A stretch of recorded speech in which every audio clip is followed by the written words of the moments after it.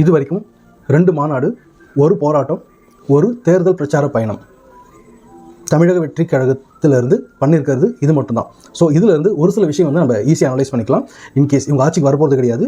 In case இவங்க ஆட்சிக்கு வந்தாங்க அப்படின்னா கூட இவங்களால எந்த ஒரு துறையுமே வந்து ஒழுங்காக பண்ண முடியாது. அதுக்கு ஒரே ஒரு ரீசன் மட்டும் கிடையாது, நிறைய ரீசன் இருக்குது.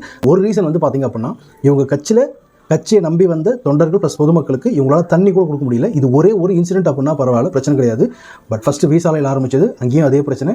அதுக்கு அடுத்தது வந்து சென்னையில் ஒரு போராட்டம் பண்ணாங்க, அங்கேயும் அந்த கட்சி தொண்டர்களுக்கு உங்களால் தண்ணி கூட கொடுக்க முடியல. சேம் மதுரையிலையும் அதே பிரச்சனை, நேற்று நடந்த திருச்சியிலையும் அதே பிரச்சனை தான். இவங்களால இவங்க கட்சி தொண்டர்களுக்கே வந்து ஒழுங்காக தண்ணி கொடுக்க முடியல அப்படின்னா இவங்களால எப்படி ஒரு பிளான் பண்ணி தமிழ்நாட்டில் இருக்க அத்தனை குடும்பத்துக்கும் இவங்க தண்ணியை கொடுப்பாங்க அப்படின்னு கொஞ்சம் யோசிச்சு பாருங்கள்.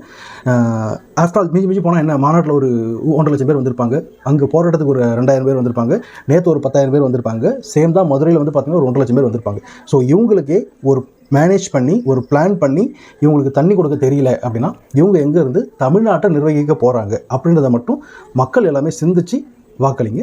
நன்றி.